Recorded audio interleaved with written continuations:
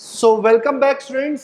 आज हम लोग chapter number first electric charges and field के न्यूमेरिकल्स करने वाले हैं।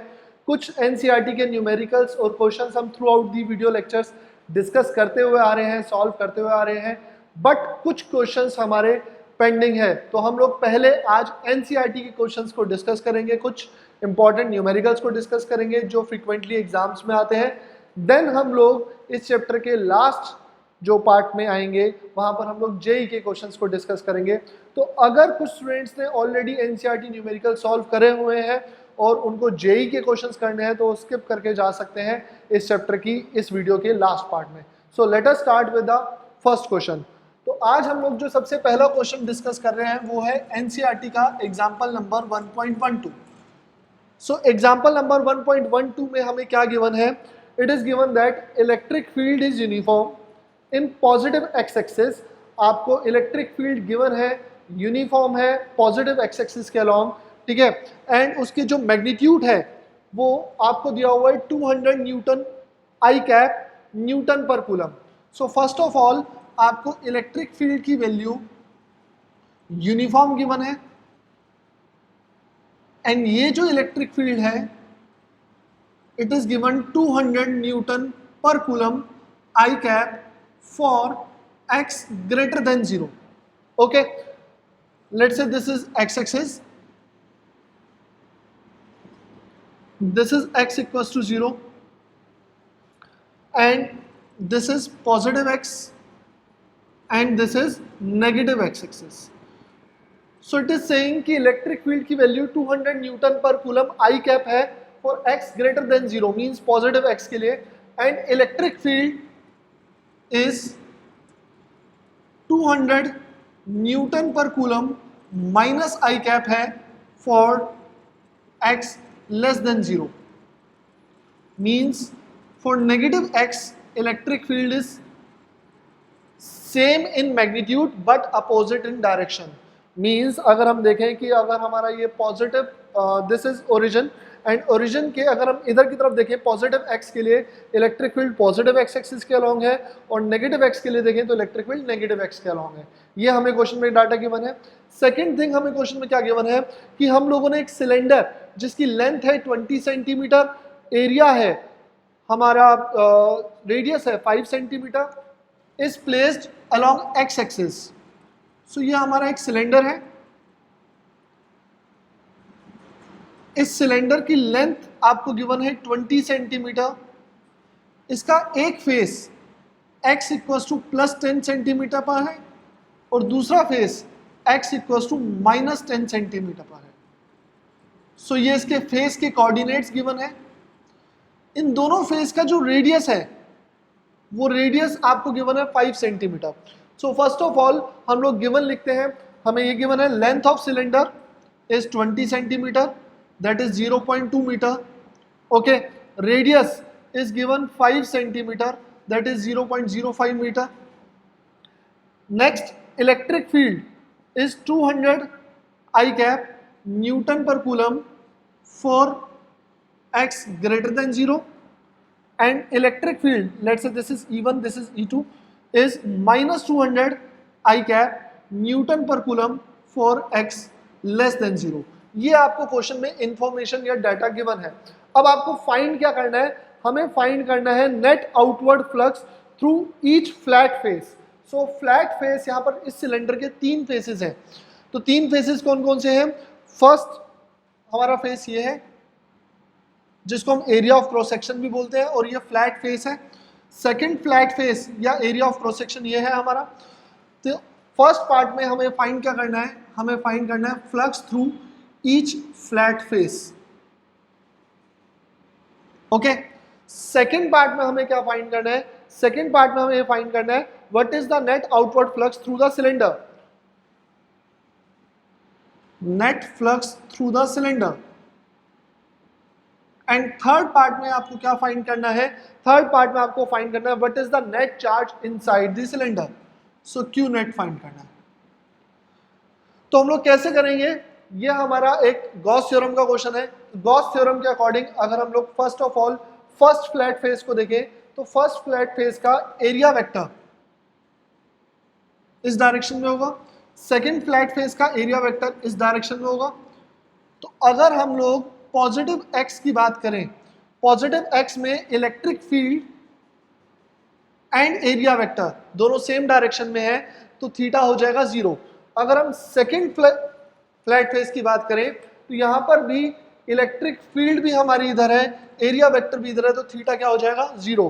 तो अगर हम लोग फर्स्ट पार्ट को सॉल्व करें, solution first part, flux through each flat face.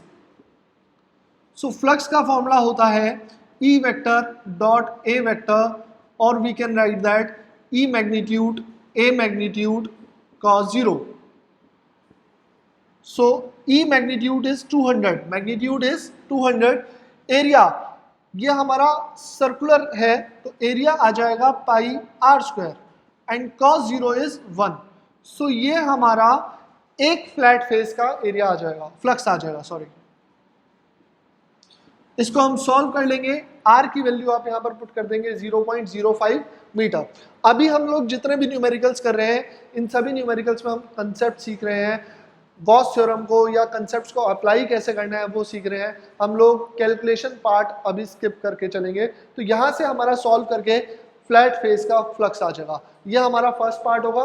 Second part में आपको क्या फाइंड करना है, सेकंड पार्ट में आपको फाइंड करना है फ्लक्स थ्रू सिलेंडर। अब सिलेंडर के लिए जब हम फ्लक्स फाइंड करेंगे तो हम इसको रब कर रहे हैं, तो सेकंड पार्ट में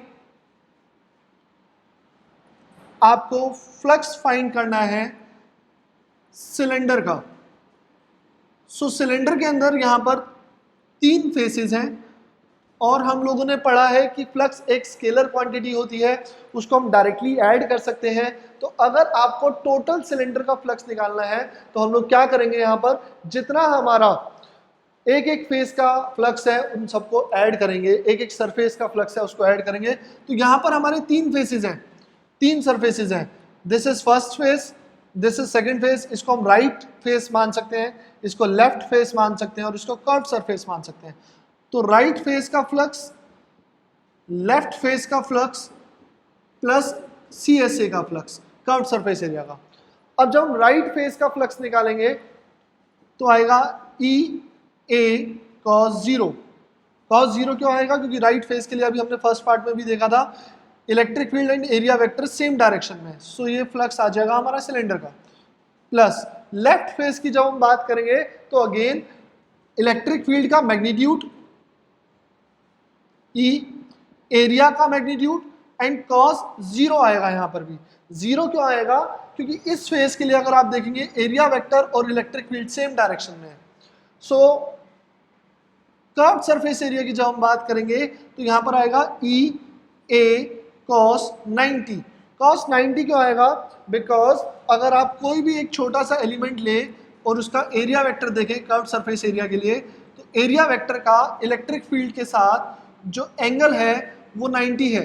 तो यहाँ पर हमारा फ्लक्स क्या हो जाएगा 0, मींस इस एरिया का CSA का फ्लक्स हो जाएगा 0।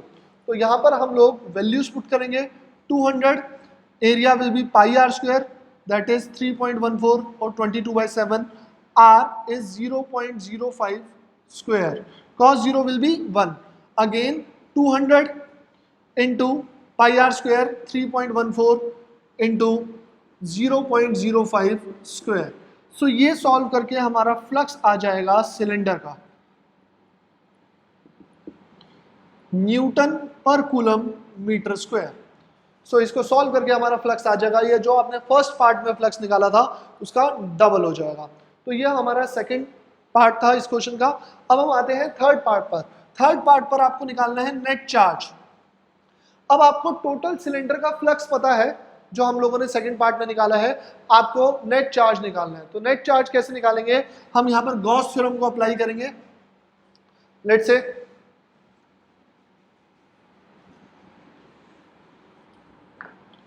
सो थर्ड पार्ट में आपको नेट चार्ज निकालना है इनसाइड द सिलेंडर। सो कैसे फाइंड आउट करेंगे, according to Gauss theorem surface integral of electric field E dot ds which is also known as electric flux is equals to Q net by epsilon naught. So यहां पर आप first या second part में cylinder का flux निकाल चुके हैं। सो यहां से क्यू नेट हमारा आ जाएगा phi of cylinder into epsilon naught, and phi of cylinder हम ऑलरेडी सेकेंड पार्ट में फाइंड आउट कर चुके हैं, तो यहां से हमारा सॉल्व करके नेट चार्ज आ जाएगा। ओके, अगेन मैं रिपीट कर रहा हूं, अभी हम लोग क्वेश्चंस में एनसीईआरटी के क्वेश्चंस में हम लोग न्यूमेरिकल कैलकुलेशंस को अभी अवॉइड कर रहे हैं। आप लोग क्लास जो वीडियो लेक्चर में देख रहे हैं इसमें अवॉइड कर रहे हैं ताकि हमारा थोड़ा वीडियो शॉर्ट बने और हम लोग ज़्यादा से ज़्यादा क्वेश्चंस कर सकें। तो यह हमारा एग्जाम्पल था, एग्जाम्पल नंबर 1.12। मूविंग अहेड, अब लोग अगले एग्जाम्पल की तरफ बढ़ते हैं। अगला एग्जाम्पल है एग्जाम्पल नंबर 1.13।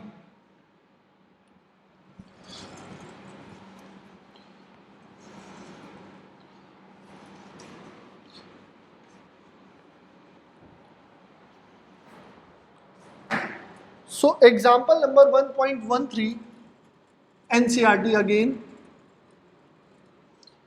ये क्वेश्चन आपको क्या कह रहा है? ये क्वेश्चन आपको कह रहा है कि an early model of atom, पहले एक एटम का मॉडल था जिसके अंदर जो पॉजिटिव चार्ज था, न्यूक्लियस का जो चार्ज होता है उसको हम सेंटर पर एज्यूम करते हैं, दैट इज प्लस ZE।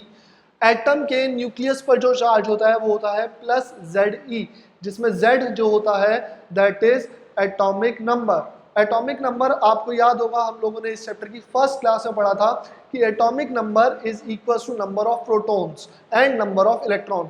अब एटम के सेंटर पर सिर्फ प्रोटॉन्स होते हैं, एक प्रोटॉन के ऊपर चार्ज होता है प्लस E, तो Z प्रोटॉन्स के ऊपर चार्ज हो जाएगा प्लस ZE। तो एटम का पहले जो मॉडल था उस मॉडल में ये माना जाता था कि पॉजिटिव चार्ज सेंटर पर है और जो नेगेटिव चार्ज है वो एक क्लाउड की तरह, नेगेटिव चार्ज का एक क्लाउड है जो कि यूनिफॉर्मली डिस्ट्रीब्यूटेड है। ओके, और ये जो नेगेटिव चार्ज है ये यूनिफॉर्मली डिस्ट्रीब्यूटेड है थ्रू आउट दी वॉल्यूम, इस एटम की वॉल्यूम में डिस्ट्रीब्यूटेड है, सच दैट कि ये atom as a whole neutral है। Atom as a whole neutral है, तो इट मींस आप ये कह सकते हैं कि पॉजिटिव चार्ज है प्लस ZE और जो नेगेटिव चार्ज है वो है माइनस ZE। ओके, तो ये न्यूट्रल होगा तो जितना अमाउंट ऑफ पॉजिटिव चार्ज होगा उतना ही अमाउंट ऑफ नेगेटिव चार्ज भी होगा। ये हमें क्वेश्चन में गिवन है। एंड वन मोर थिंग, आपको क्वेश्चन में क्या गिवन है? आपको क्वेश्चन में गिवन है इस एटम का रेडियस कैपिटल R। अब हमें फाइंड क्या करना है? We have to find electric field at a distance R। हमें इलेक्ट्रिक फील्ड की वैल्यू निकालनी है डिस्टेंस R पर। अब सेम डेरिवेशन हम लोगों ने लास्ट क्लास में करी थी, बट वहां पर हम लोगों ने क्या करा था कि जो क्वेश्चन था या जो डेरिवेशन था उसमें चार्ज जो डिस्ट्रीब्यूटेड था वो सिर्फ पॉजिटिव चार्ज था। यहाँ पर पॉजिटिव भी है एंड नेगेटिव भी है। तो हम लोग कैसे करेंगे? अब 3 पॉइंट्स हमारे यहाँ पर हो सकते हैं जहां पर हमें इलेक्ट्रिक फील्ड फाइंड करनी है। सो सॉल्यूशन, इलेक्ट्रिक फील्ड आपको फाइंड करनी है फर्स्ट पार्ट में, लेट्स से आउटसाइड। आउटसाइड के लिए अगर हम देखें तो आउटसाइड के लिए जो सेंटर से डिस्टेंस है वो है R। ओके, अब सेंटर से डिस्टेंस अगर हमारा R है तो हम लोग यहां से पास करता हुआ एक गॉसियन सरफेस लेंगे। Okay, so according to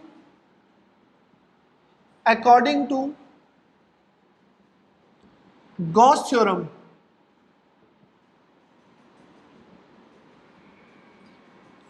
E.ds is equals to Q net over epsilon naught. इसमें नेट चार्ज वो लेते हैं जो गॉसियन सरफेस के अंदर आ रहा होता है। तो इस गॉसियन सरफेस के अंदर क्या चार्ज आ रहा है? वो चार्ज आ रहा है 0। 0 क्यों आ रहा है? बिकॉज यहाँ पर पॉजिटिव चार्ज भी है और नेगेटिव चार्ज भी है, और पॉजिटिव और नेगेटिव चार्ज की जो वैल्यू है वो सेम है, बिकॉज एटम वो कह रहा है कि न्यूट्रल है। तो एटम न्यूट्रल है तो जितना पॉजिटिव चार्ज होगा उतना ही नेगेटिव चार्ज भी होगा। सो यहाँ पर E.ds cos 0, और वी कैन सी दैट ये 0 हो जाएगा हमारा। तो electric field outside the atom इस क्वेश्चन के अकॉर्डिंग 0 हो जाएगी। ओके, नेक्स्ट अब हम आते हैं सेकंड पार्ट पर।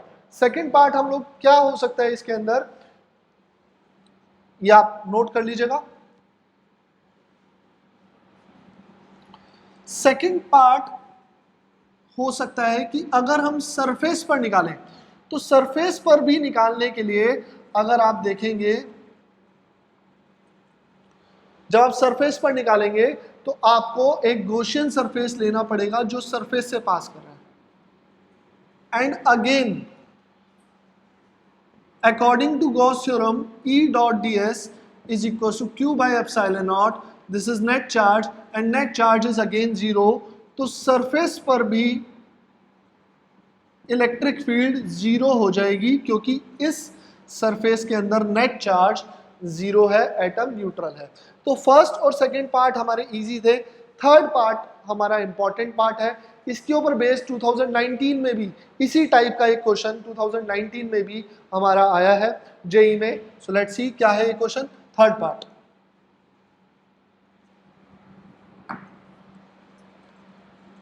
Third part is if point P is inside the atom, atom के अंदर है पॉइंट। तो अगर पॉइंट P जहां पर आपको इलेक्ट्रिक फील्ड फाइंड करनी है,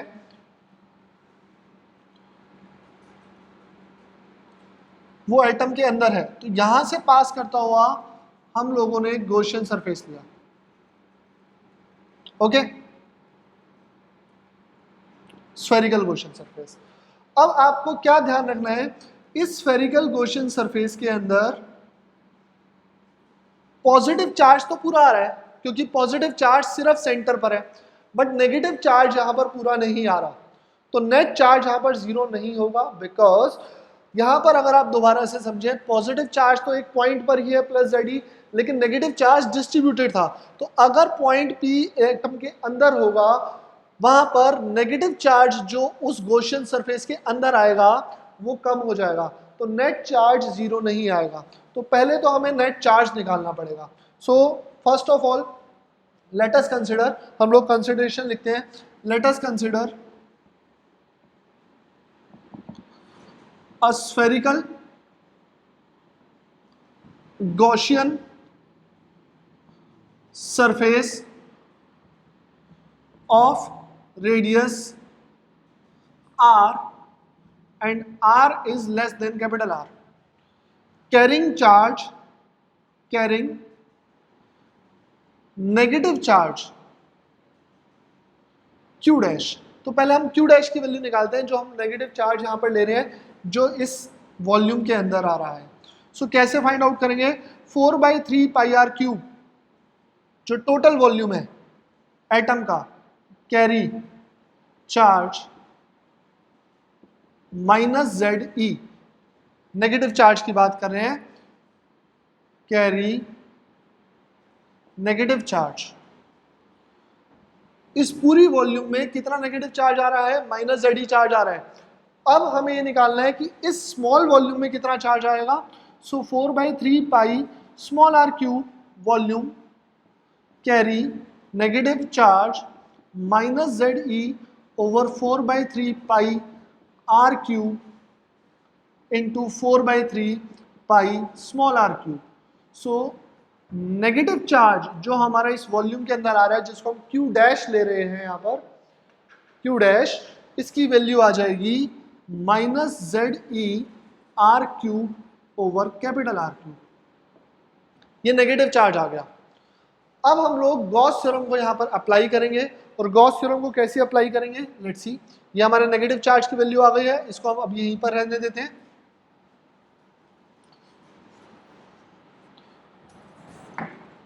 सो अकॉर्डिंग टू गॉस थ्योरम,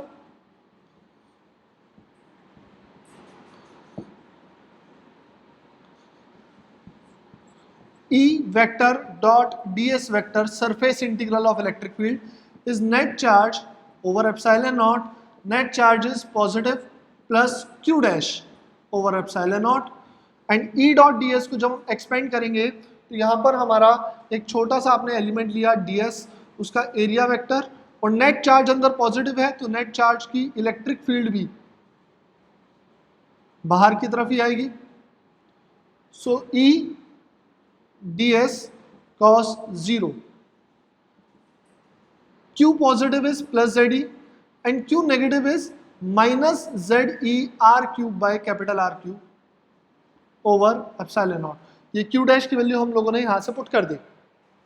अब E इंटीग्रेशन से बाहर आ जाएगा, ds का इंटीग्रेशन हो जाएगा 4 pi r square, cos 0 will be 1, तो माइनस जेड ई यहां से हमारा कॉमन आ जाएगा 1 minus r cube by capital r cube over epsilon naught, and इसको यहाँ पर हम सॉल्व कर लेंगे या मल्टीप्लाई कर लेंगे तो हमारा ये वैल्यू यहाँ पर आकर के डिवाइड हो जाएगी हमारी, एंड इलेक्ट्रिक फील्ड का जो फाइनल फॉर्मूला आ जाएगा that is minus Z E over 4 pi epsilon naught, r square यहाँ पर भी डिवाइड होगा, यहाँ पर भी डिवाइड होगा, that is 1 by r square minus r by r cube.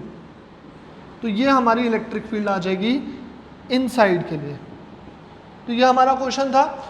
इस क्वेश्चन में आप चाहें तो सरफेस के लिए भी निकाल सकते हैं, सरफेस के लिए यहीं से निकल जाएगा।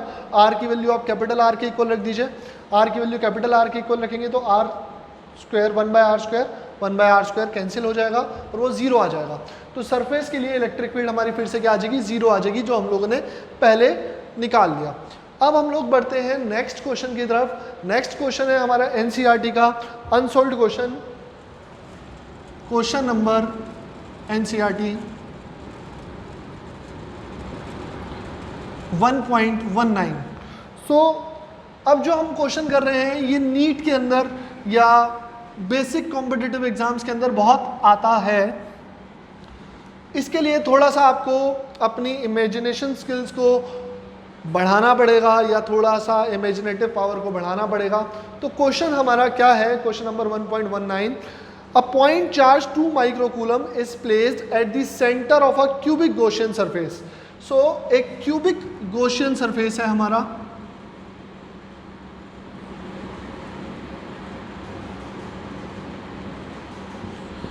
एंड उसके सेंटर पर हम लोगों ने एक पॉइंट चार्ज रख दिया है, point charge is 2 microcoulomb. Okay, इस गॉसियन सरफेस की या क्यूबिक गॉसियन सरफेस की जो हमें साइड दी हुई है, एज दिया हुआ है, दैट इज 9 सेंटीमीटर। हर एक साइड यहाँ पर 9 सेंटीमीटर की है। अब आपको फाइंड क्या करना है, what is the flux through the surface, आपको सरफेस का फ्लक्स निकालना है। अब इस क्वेश्चन में अगर आपको फ्लक्स निकालना है क्यूब का तो बहुत सिंपल क्वेश्चन है ये। इस गॉसियन सरफेस के अंदर चार्ज रखा हुआ है, तो अकॉर्डिंग टू गॉस थ्योरम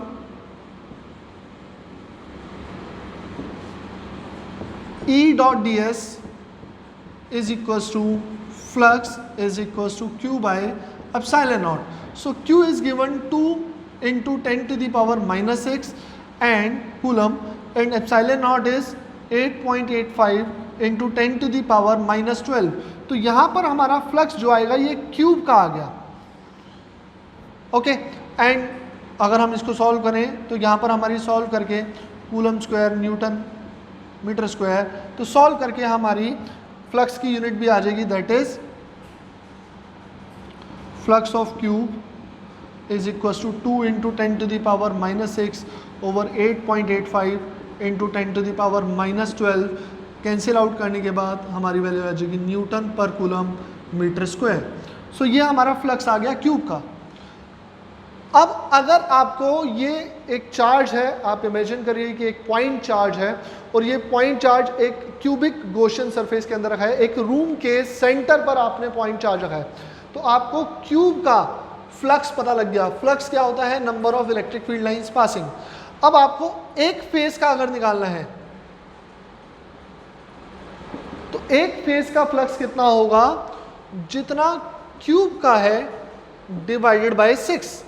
इस क्वेश्चन के अकॉर्डिंग डिवाइडेड बाय 6 हमने इसलिए करा क्योंकि जब आप एक पॉइंट चार्ज को किसी एक रूम के या किसी क्यूब के सेंटर पर रखोगे तो उसकी जो इलेक्ट्रिक फील्ड लाइंस है 1 2 3 4 5 6 फेसेस में से पास करेंगी। तो एक फेज का फ्लक्स कितना आएगा, जितना क्यूब का आ रहा है डिवाइडेड बाय 6। सो जितना भी हमारा ये क्यूब का फ्लक्स आएगा उसको हम डिवाइड कर देंगे 6 से। तो यहाँ पर वैल्यू पुट कर देते हैं 2 × 10⁻⁻6 ओवर 8.85 × 10⁻⁻12 × 6। सो ये हमारा फ्लक्स आ जाएगा एक फेज का, ईच फेज का, न्यूटन पर कूलम मीटर स्क्वायर। ओके, तो ये क्वेश्चन हमारा बहुत सिंपल क्वेश्चन था जिसमें आपको कंसेप्ट क्या लगाना था कि पहले तो आपको गॉस थ्योरम अप्लाई करनी थी। गॉस थ्योरम को अप्लाई करने के बाद आपको पूरे क्यूब का फ्लक्स मिलेगा, उस पूरे क्यूब के जितने फेसेस हैं उसमें से कितनी फील्ड लाइंस पास कर रही हैं वो मिलेंगी। और अगर आपको एक फेज का निकालना है तो एक फेज के लिए आपने जितने फेसेस में वो डिवाइड हो रही है, जितने फेसेस के अंदर एंटर या लीव करके जा रही है उससे डिवाइड कर देना है। इस क्वेश्चन को करने के लिए मैं अभी आपको एक और शॉर्टकट बताऊंगा जो हम आगे बढ़ेंगे, ठीक है? ओके, अभी हम लोग पहले एनसीईआरटी के ही क्वेश्चंस डिस्कस कर रहे हैं, देन कॉम्पिटिटिव में जो क्वेश्चंस आएंगे इस टाइप का वो भी अभी हम डिस्कस करेंगे या आगे क्लासेस में डिस्कस करेंगे।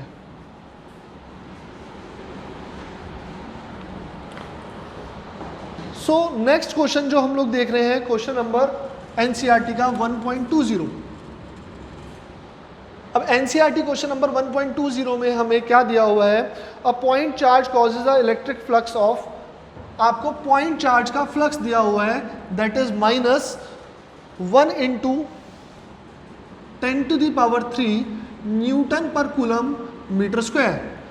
ये आपको पॉइंट चार्ज का फ्लक्स दिया हुआ है। Okay, through a spherical Gaussian surface of radius 10 centimetre.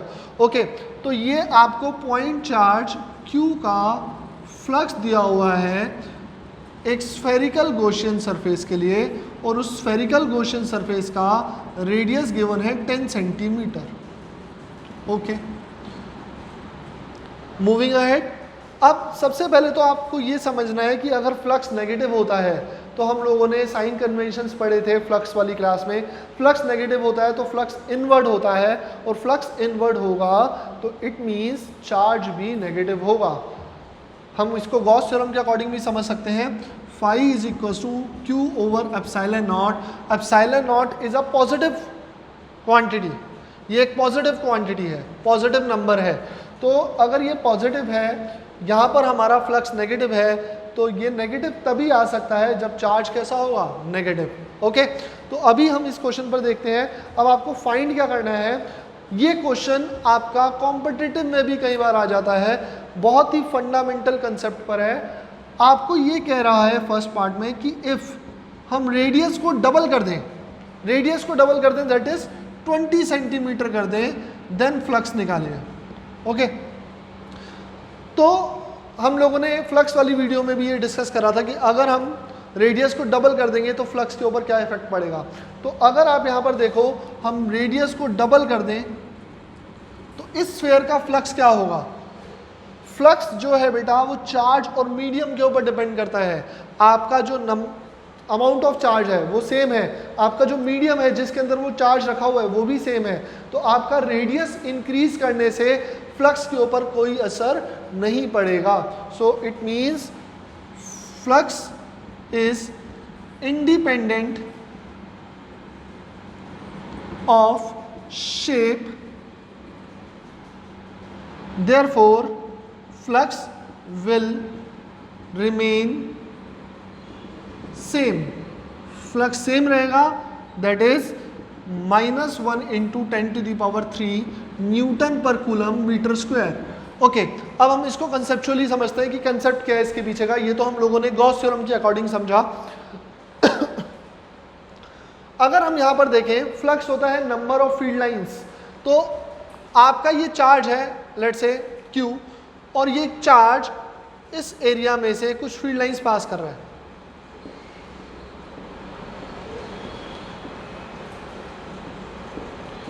तो अगर मैं यहाँ पर इस एरिया को डबल कर दूं या ऐसे कर दूं, तो जो इस एरिया में से फील्ड लाइंस पास कर रही हैं वही तो फील्ड लाइंस इसमें से पास कर रही हैं। तो नंबर ऑफ फील्ड लाइंस अगर हम काउंट करें 1 2 3 4 8 है, तो ऊपर वाले में से भी तो 8 ही पास कर रही है। तो अगर आप एरिया इंक्रीज कर रहे हो तो फ्लक्स क्या रह रहा है, सेम रह रहा है। तो सर हम लोगों ने जो फॉर्मूला पढ़ा था phi equals to E A cos theta, इसके अकॉर्डिंग अगर रेडियस इंक्रीज करेगा तो एरिया इंक्रीज करना चाहिए। बिल्कुल ठीक, रेडियस इंक्रीज करेगा तो एरिया इंक्रीज करेगा, बट आप ये भूल गए कि इलेक्ट्रिक फील्ड भी तो डिक्रीज करेगी। तो electric field is directly inversely proportional to r square and area is directly proportional to r square. So ये कैंसिल हो जाएगा, फ्लक्स रेडियस के ऊपर डिपेंड नहीं करता। तो फ्लक्स क्या रहेगा, सेम रहेगा इस क्वेश्चन में, इस पार्ट में। सेकंड पार्ट पर आते हैं। अब हमारा सेकंड पार्ट ये कह रहा है कि what is the value of point charge. Second part में हमसे ये पूछ रहा है कि इस पॉइंट चार्ज की वैल्यू क्या होगी। तो देखते हैं, बहुत सिंपल हो गया है। तो सेकंड पार्ट में आपको फ्लक्स निकालना है, चार्ज निकालना है। Charge is equal to phi over epsilon naught, my mistake, phi into epsilon naught according to Gauss theorem. यहाँ से अगर आप देखेंगे क्रॉस मल्टीप्लाई होगा एंड फाई की वैल्यू आपको पता है -1 into 10 to the power 3, epsilon naught is 8.85 into 10 to the power -12। So charge is -8.85 into 10 to the power -9 coulomb. तो इतना नेगेटिव चार्ज होगा इस क्वेश्चन सरफेस के अंदर। तो ये हमारा एक क्वेश्चन था। इस क्वेश्चन का मेन कंसेप्ट जो हमें समझना था, वो मेन कंसेप्ट ये था कि फ्लक्स स्फेरिकल या गॉसियन सरफेस के रेडियस के ऊपर डिपेंड नहीं करता, वो दो बातों के ऊपर डिपेंड करता है। उस गॉसियन सरफेस के अंदर चार्ज कितना आएगा, that is Q. Second thing, medium के ऊपर, ओके, मीडियम यानी एप्सिलॉन नॉट के ऊपर। जब तक आप ये दोनों चीज़ें चेंज नहीं करेंगे तब तक फ्लक्स चेंज नहीं करेगा। तो ये हमारा क्वेश्चन था। अब हम आगे बढ़ते हैं नेक्स्ट क्वेश्चन की तरफ। एनसीईआरटी का ही हमें नेक्स्ट क्वेश्चन देखना है। वो नेक्स्ट क्वेश्चन है 1.21।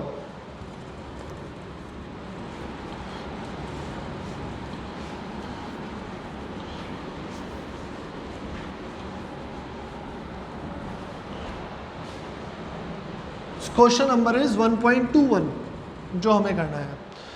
क्वेश्चन नंबर 1.21 में आपको क्या गिवन है, आपको ये गिवन है a conducting sphere of radius 10 centimeter has a unknown charge. बहुत इजी क्वेश्चन है।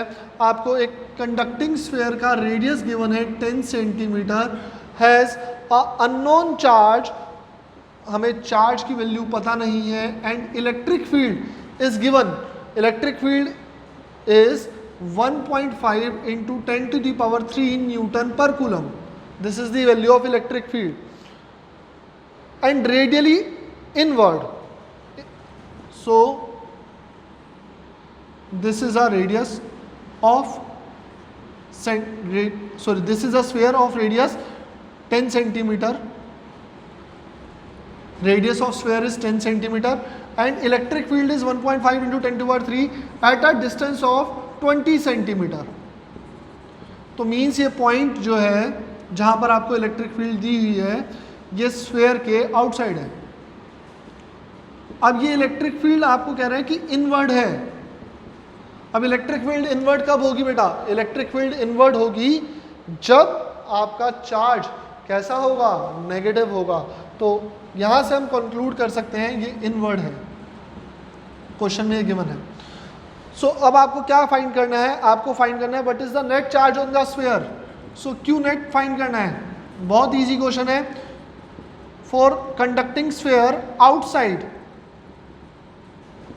We know electric field is k Q by small r square.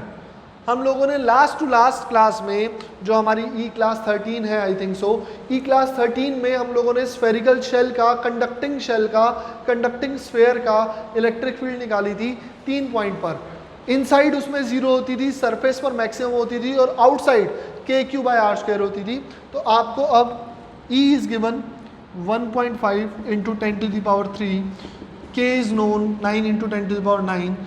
We have to find the value of Q over R। R is distance, that is 0.2 square. Centimetre को हम लोगों ने metre में convert कर लिया। Find कर लेंगे यहाँ से Q की वैल्यू। सो Q की वैल्यू जो भी आएगी बट वो नेगेटिव होगी।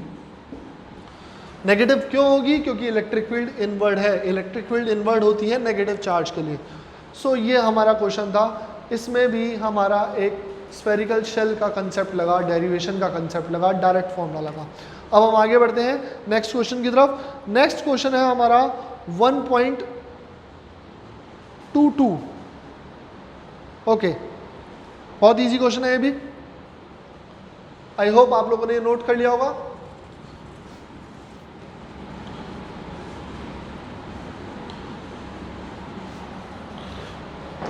सो क्वेश्चन नंबर 1.22 क्या गिवन है आपको क्वेश्चन में? A uniformly charge conducting sphere have diameter 2.4 meter. So एक डायमीटर दिया हुआ है कंडक्टिंग स्फीयर का 2.4 meter. Okay, has a surface charge density, surface charge density is given 80 micro coulomb per metre square. So first of all हम लोग यहाँ पर क्या करते हैं, इसको कन्वर्ट करते हैं 80 into 10⁻⁻6 coulomb per metre square. Okay, now हम लोगों को फाइंड क्या करना है? फर्स्ट पार्ट में आपको फाइंड करना है net charge and second part में आपको फाइंड करना है फ्लक्स थ्रू द स्फीयर। सो बहुत इजी क्वेश्चन है हमारा। सॉल्यूशन में अगर हम जाएं, सॉल्यूशन क्या होगा इसका? हम लोगों को सिग्मा का फॉर्मूला पता है, सरफेस चार्ज डेंसिटी का, charge per unit area, and ये स्फेरिकल शेप है तो एरिया हो जाएगा 4πr², एंड r हमारा डायमीटर हमें गिवन है। सो यहाँ से हम लोग r फाइंड कर सकते हैं, d/2 दैट इज़ 1.2 मीटर। सो अगर हम ये सारी वैल्यूज़ यहाँ पर पुट कर दें, 80 इंटू 10⁻⁻6 सरफेस चार्ज डेंसिटी जो आपको गिवन है, q आपको फाइंड करना है, एंड 4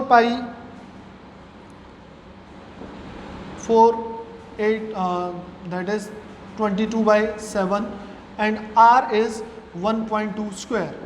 सो यहाँ से सॉल्व करके हमारा क्या आ जाएगा? यहाँ से सॉल्व करके हमारा चार्ज आ जाएगा, दैट इज डैश कूलम। जो भी हमारा चार्ज होगा यहाँ से सॉल्व करके कूलम में आ जाएगा, बिकॉज हम लोगों ने सारी वैल्यूज़ को SI में कन्वर्ट कर लिया था।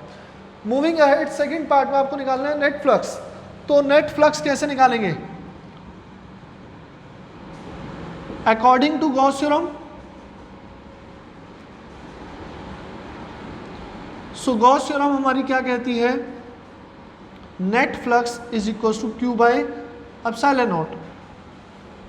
तो यहाँ से हम क्रॉस मल्टीप्लाई करके, और Q की वैल्यू हमें पता है, ε0 की वैल्यू हमें पता है, तो सॉल्व करके हमारा क्या आ जाएगा? Net flux. तो ये हमारा क्वेश्चन था NCERT का। अगेन बहुत सिंपल सा क्वेश्चन था जो हम लोगों ने डिस्कस करा।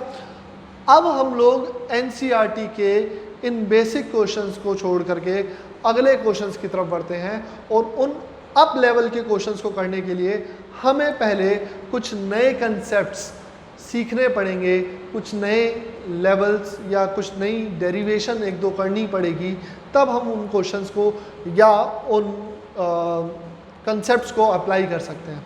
तो देखते हैं वो कंसेप्ट्स क्या है। टिल देन आप लोग ये वाले क्वेश्चंस को एक बार खुद से अच्छे से करके देखिएगा, जो हमारे असाइनमेंट्स हैं उसको आप करके देखिएगा, और हम लोग बढ़ते हैं नेक्स्ट कंसेप्ट्स की तरफ। ओके।